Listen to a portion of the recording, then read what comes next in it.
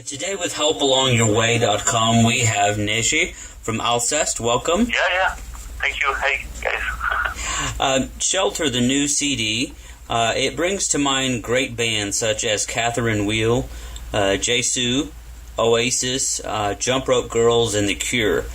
Did any of these bands influence you or your sound? Yeah, it's these kind of bands completely. I mean, not necessarily these very specific bands, but some bands of that era, like Go-To Twins, Slowdive, My Bloody Valentine, and Howlin Wuelf as well. I like a lot their black metallic song, and the question with this album, was to make indie record, but still keeping the essence of Alcest, because we didn't want to make a record that sounds like another band, because this music has been done in a bright way like 20 years ago, and so we wanted to keep the very personal sound of Alcest, but through a more dream pop perspective, and not anymore through the metal perspective. Yeah, that makes sense. Makes sense. So for new fans of Alcest music like myself, can you tell us why your music is called black gaze instead of traditional shoegaze? I don't know, man.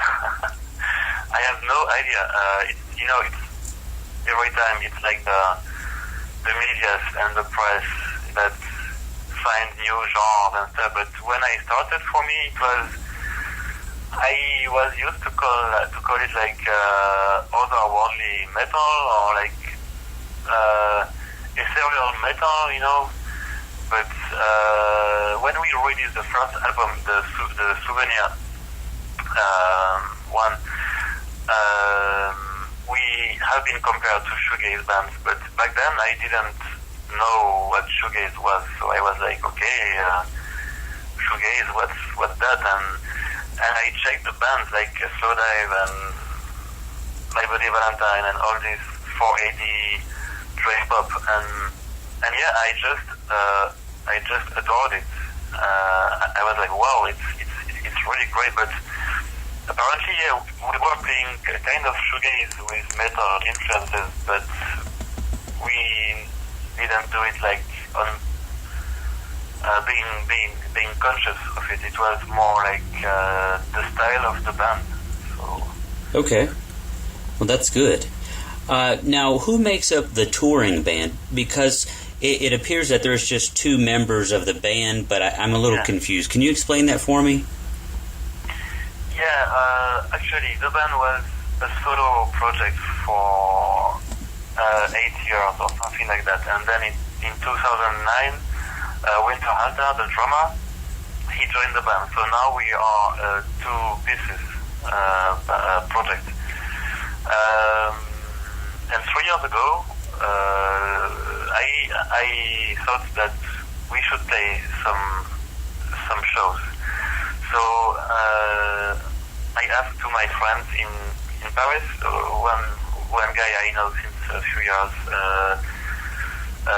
He's called Zero, and he's a good guitar player, and he can sing in a higher range, so it was perfect for us. So I asked him to play the second guitar and backing vocals, and I had also Andrea, the bass player, that is also a long-time friend. So yeah, we are the two guys of the studio lineup and two other live members, session members. Okay, now it makes much more sense. Thank you for that. Now, this is a personal question, so let me know if you want me to skip it. If you were to describe yourself spiritually, would you consider yourself an angel or a demon, and why? Is there something in between, or if I had to choose, I wouldn't say demon. Of course, I'm not a demon, but I don't think I'm an angel either. So it's more complicated than that, Okay. So, what is it that inspires you to make such emotional music? every time I hear one of your tracks, it moves me emotionally, and I know it probably does that with many other fans. So what is it that drives your music? Is it, past history? It's a long story. First, thank you so much for what you said. And second, it's a long story. I started this project because when I was a kid, maybe you know the story. When I was a kid, I had a spiritual experience that basically changed my life.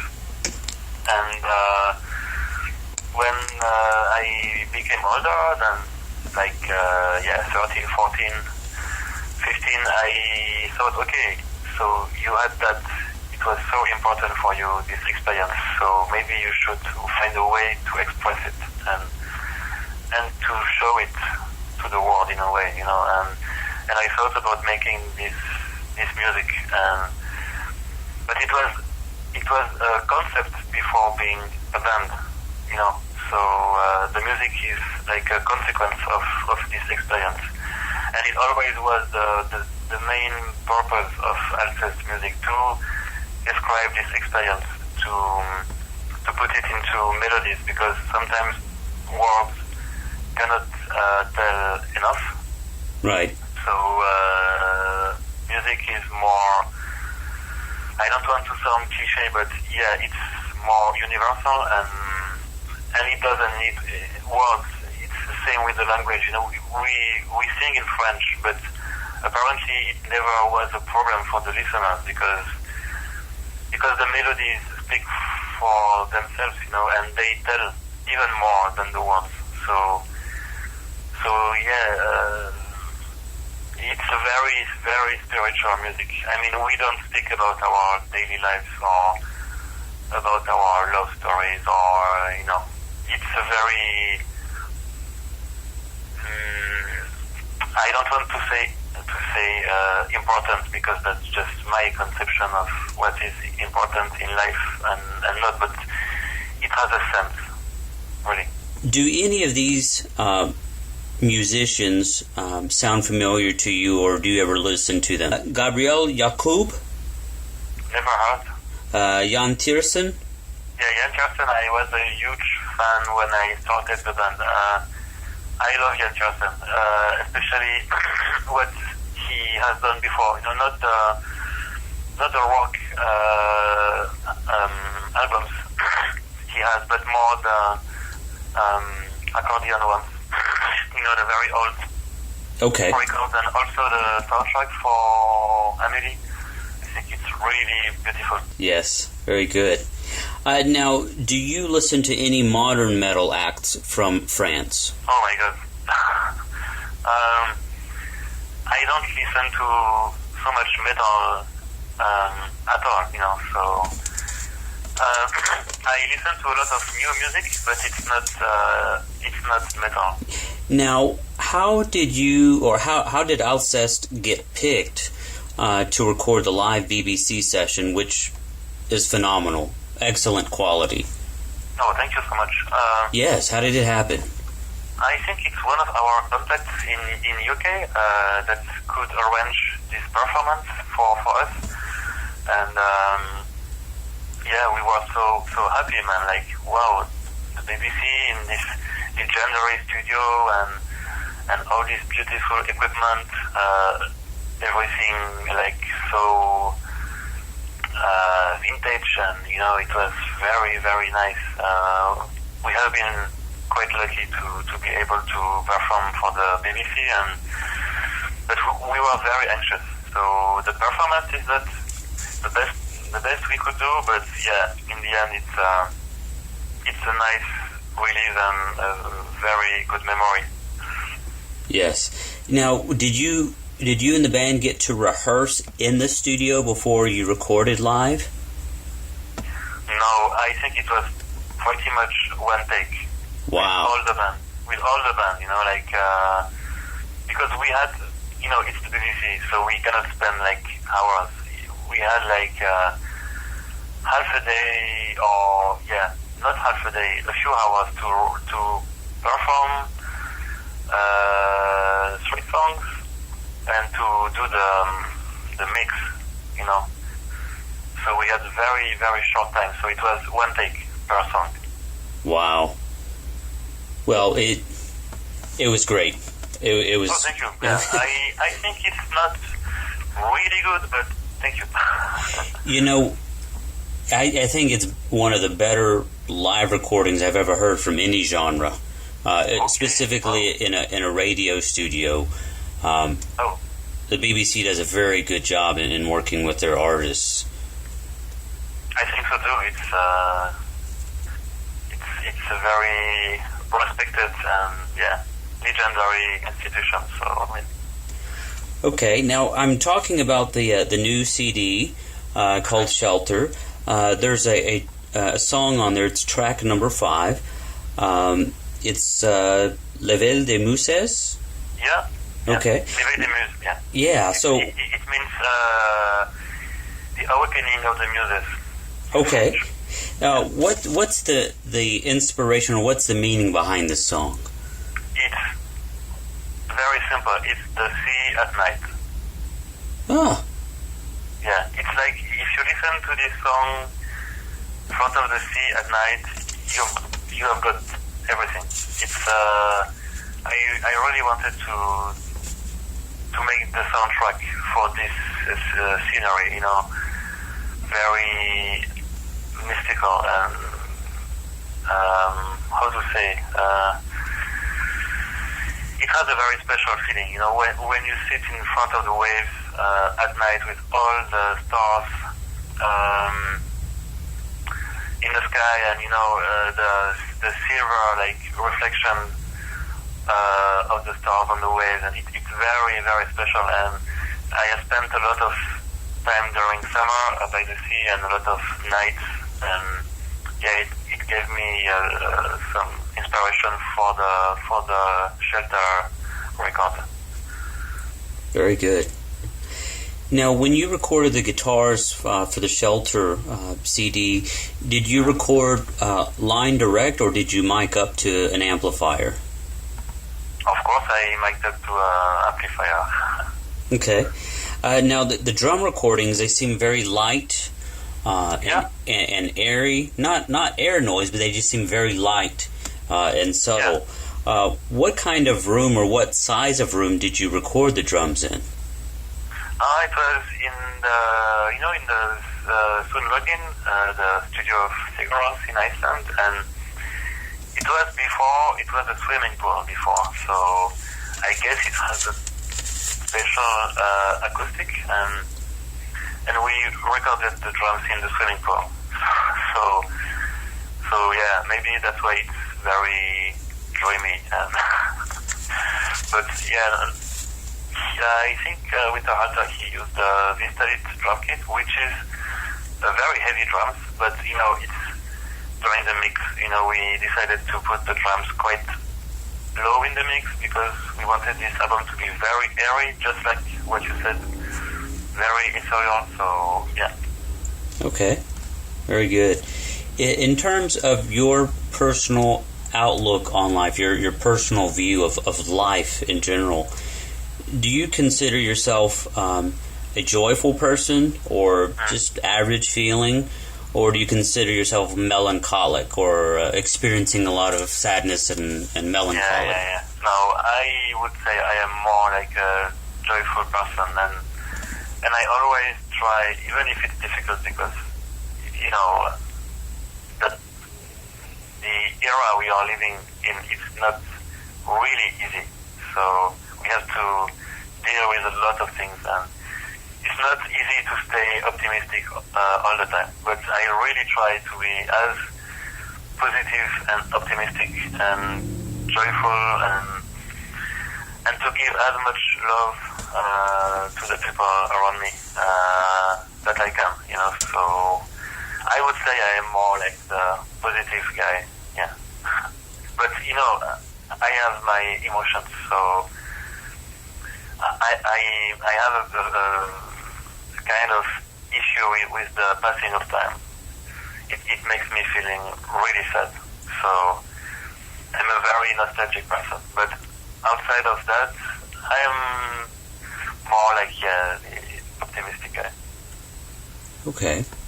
Now, you talked about, this era of time, or they're very turbulent, they're very crazy and dangerous. Everybody can feel it. When I speak to other people, even in other countries, other continents, I think we can all agree that it's a really tough period of time. Exactly. And now, from a U.S. perspective, or I should say even from Texas, that's where I'm from, it's very difficult. So with all these things that happen in the world, it could be all the way across an ocean, or they could be in our own city or village. What keeps you focused? What is your moral compass for maintaining this joyful attitude and positive outlook? Excellent question. I think first it's the essence of my personality. I was born like that, like happy person, because I think my parents, they gave me a lot of love when I was a kid. So I grew up in a nice context. And second, I think it's this experience I had. I told you about this spiritual experience that taught me that there is no reason to be afraid of anything, because anything bad can really happen, and also because it's especially during these very tough times that you have to be optimistic. Let's not give up.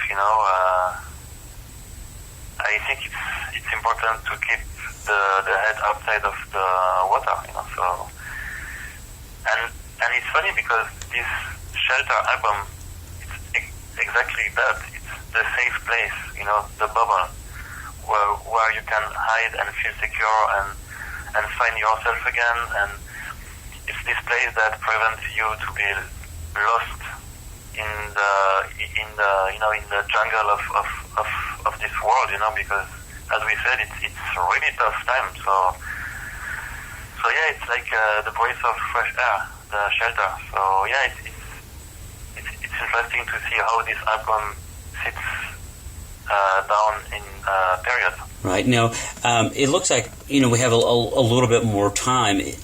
Would you care to just touch briefly on your experience, that spiritual experience that you had, if you are comfortable with that? Yeah. As I told you, it's not very easy to speak about it because it's just beyond words. So it was extra sensorial experience, because I believe that our body is just a vehicle, so like a car, and it's very limiting for the soul, because we just have the eyes to see, we just have the finger to touch and the nose to smell. But I think this is a very subjective way to perceive reality, because it's just one way, and I think reality as it is way more complex. When you are like a soul out of the body, you perceive the reality in a completely different way, because you don't have these imitating tools as the eyes and stuff, if you see what I mean. So now that I said that, when I was a kid, I had some visions of a place that is not the place we live in at the moment. So it was more or less like a very luminous and gleaming landscape, like with trees and a stream, a bit like a heavenly garden. But it was, I cannot express how beautiful it was and how peaceful, and this very intense feeling of love and joy I could feel during these moments when I had these images coming to my mind. And I told you about this soul thing because everything was blending all together. The trees were making colors, and there was some music in the air, and everything was making a single entity. So that's why I spoke about the subjectivity of the reality. I think we just have access to a very limited version of reality, and well, in consequence, I think what I had was memories from the place I was before being here. So now, yeah, I believe in reincarnation and in the fact that we are about to live a lot of lives, and yeah. So if I didn't have this experience, I guess I would be like very cynical and maybe not believing in anything. But it was so intense, so powerful that yeah, it changed my life and it changed my beliefs. So yeah. Okay. Now, if you don't mind, I'd like to ask you just a couple questions about this place. Were the colors of this place like a rainbow? Not exactly. It's impossible to describe because you don't see with your eyes. You know, the same range of color. It's different. It's not possible to describe it, but it's like it's very shiny, very bright, and it's funny because you know these persons that had a near-death experience. You know, when these guys that have an accident and they go to the hospital and their soul go out of their body. You know, the stories they tell when they come back to life is very similar to what I had. So, and they also say that it's impossible to describe, and it's impossible to describe the feeling of love you have, because it's more than love. It's like absolute love, and that's not something we can really feel in our everyday life. So yeah, that's why I made music, you know. Right. Yeah, now, were there actual streets or roads that you could detect or sense? What do you mean? What you talk about reminds me, the reason I'm coming up with these questions, these specific questions, it leads me to believe that you did have real visions, right? And that they were and that they were from God, the God that's spoken about in the what people call the Old Testament or the Torah, as well as the New Testament, specifically the last book. Some refer to it as Revelation, some refer to it as the Apocalypse. And what you're describing sounds a lot to me, what I understand, the writer of the book of Revelation to describe as heaven, having a vision of seeing certain things, hearing beautiful, indescribable music, and it's just, that's what's prompted me to ask about the rainbows and the colors of the walkways or the roads. Yeah, it's a bit like that. Yeah, but you know, it's a very common thing in every religion and spirituality. You always have this heavenly place. You know, it's not something from the Christians. You have, like in the Celtic mythology, you have Tiernan and Og, which is the island of fairies and eternal youth. You know, so you always have this kind of magical heavenly places. So yeah, I don't relate to a specific religion. I believe in something. I don't know if I can call it God, but I truly believe in something. But I think it's something that is just beyond us, and we cannot understand it. We cannot put human concepts on it. So, like, you know, the concept of judgment, for me, it's like a pure human invention that has nothing to do with God or spirituality. So yeah, I consider myself as an instinctive spiritual person. I feel a lot of things, but I don't want to read about it. You know, if you see what I mean, or to follow any group. I understand. Well, I appreciate you being candid and open about your experience. I know that's very personal to you, but I appreciate it, and I think your fans will appreciate it too. Hearing your voice actually say these things. Yeah, but it's really difficult to speak about this, and it's even more because it's not English is not my native language, so I have to find the right words and to translate into English, and really everything about this experience is beyond language and beyond words. So the best way is just to listen to the music. Right. Yeah. I consider myself having an experience or a vision of sorts. Okay. A lot of people. Since I started this band, almost every week or every month, I receive emails from people telling, "Hey, man, it's crazy.